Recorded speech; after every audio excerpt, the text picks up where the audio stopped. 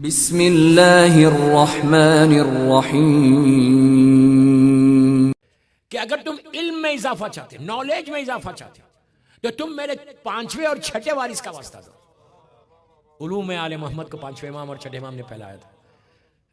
लेकिन इसका यह मतलब नहीं है कि किताबें बंद वास्ता देके दुआ कर रहे। नो, पढ़ो फिर दुआ करो। वो कहता है अंधेरे में मांगो या उजाले में मांगो, सोते हुए मांगो या जागते हुए मांगो, जितना मांगोगे मैं दूंगा। कभी भी मांगो, कोई वक्त मांगने का कोई वक्त नहीं। अल्लाह की बारगाह में कोई वक्त नहीं। 24/7 तुम मांगते हुए थक जाओगे, वो देता हुआ नहीं थकेगा। तुम सोचोगे मैं कितना मांगू। अल्लाह को सबसे ज्यादा पसंद है कि जब बंदा उसके सामने हाथ फैले। इतनी इज्जत देता है ना कि आप तसव्वुर भी नहीं कर सकते। कि कोशिश करो कि, और कभी भी मांगने से पहले ये नहीं कि अल्लाह तू मुझे दे दे दे दे दे दे। डायरेक्ट मांगने की तो कोशिश भी नहीं करो, वसीले से मांगो।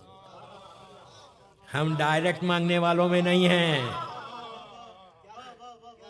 वसीले से मांगो। इसलिए अब मेरे जहन में आ रहा कि किसका वसीला कहां देना चाहिए। 14 देखिए, अब बोल ही देता मैं कि 14 मासूमीन के अल्लाह के रसूल की हदीस है, सरकार की हदीस है कि मांगना कैसे मांगना। एक ऐसा शख्स था जो बहुत परेशान हो गया था, उसको फांसी की सजा हो गई थी और वो बार बार जो है मांग रहा था। लेकिन आखिरी दिन सरकार ख्वाब में आए, आके बोले जैसे हमने बताया वैसा तूने नहीं मांगा, इसलिए देरी हो गई।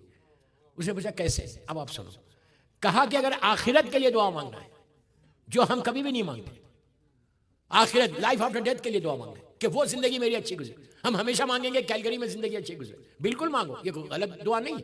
लेकिन आखिरत के लिए भी जरूर मांगो कि आखिरत बखैर हो। हमेशा ये दुआ करो कि खातिमा ईमान पर हो, वो लाइफ बड़ी पीसफुल गुजरे। ये तो गुजर जाएगी, ये तो बहुत छोटी जिंदगी है, इतनी छोटी जिंदगी 60 70 80 90 बरस में खत्म होगी। लेकिन वो जिंदगी एटर्नल लाइफ है, वहां पे हमेशा रहना है।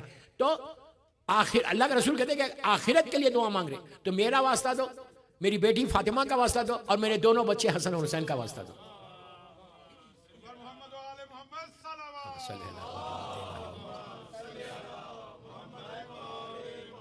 उसके बाद कहा कि अगर कोई हाकिम, कोई मिसाल की तौर पे तो आपका बॉस या कोई भी इंसान तुम्हारे ऊपर जुल्म करे तो तुम मेरे भाई अली का वास्ता देके मांगना।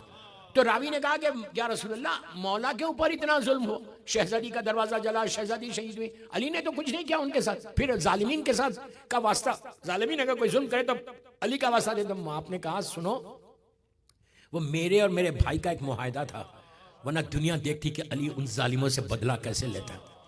उसके बाद कहा कि शैतान से बचना है। चाहते हैं बचना?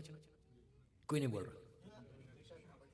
मैं शैतान का इंटरव्यू एक पढ़ता हूं, आज नहीं, मैंने नहीं लिया, शैतान का बहुत अच्छा एक इंटरव्यू है कि शैतान से, रियल शैतान जो हमारा क्लोजेस्ट फ्रेंड है, कैलगरी वालों का नहीं बोल रहा मैं। हम ज्यादा बात शैतान की सुनते, अल्लाह की नहीं सुनते। आप बोलेंगे नो, हम तो अल्लाह की बात सुनते। नहीं बाबा नहीं, हम झूठ बोल रहे। किसकी बात सुन रहे? ग़ीबत कर रहे, किसकी बात सुन रहे? नमाज कज़ा कर रहे, किसकी बात सुन रहे? गुनाह कर रहे, शैतान की बात सुन रहे ना, अल्लाह की बात नहीं सुन रहे। बहरहाल कहा कि अगर शैतान से बचना है, वरना पूरी तकरीरी शैतान पे कर दो तो अगर शैतान से बचना है तो मेरे चौथे वारिस का वास्ता दो। बीमारियों से बचना है, मेरे चौथे वारिस का वास्ता दो। उसके बाद कहा ये लड़के लड़कियों के लिए बहुत अच्छा कि अगर तुम इल्म में इजाफा चाहते हो, नॉलेज में इजाफा चाहते हो, तो तुम मेरे पांचवें और छठे वारिस का वास्ता दो। उलूम आले मोहम्मद को पांचवें इमाम और छठे इमाम ने फैलाया था।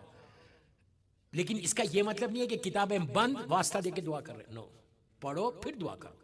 इसमें बरकत चाहते हो तो मेरे 9वें वारिस का वास्ता दो।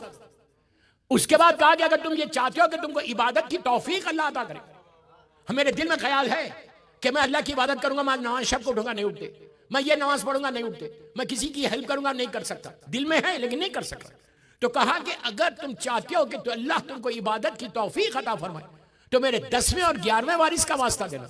उसके बाद दुआ करना कि अल्लाह इमाम अली नक़ी अलैहिस्सलाम, इमाम हसन अस्करी अलैहिस्सलाम का वास्ता तेरी इबादत की तौफीक अता फरमा। ये बहुत बड़ी बात है। एक जुमला यहां बोल देता, अल्लाह हमको माफ कर दे। अगर अल्लाह किसी से नाराज होता, अल्लाह माफ करे माफ करे, तो उससे इबादत की तौफीक खींच लेता। अल्लाह अकबर, जानवर हो जाता वो। याद रखो, इबादत की तौफीक हमको होना चाहिए हमेशा।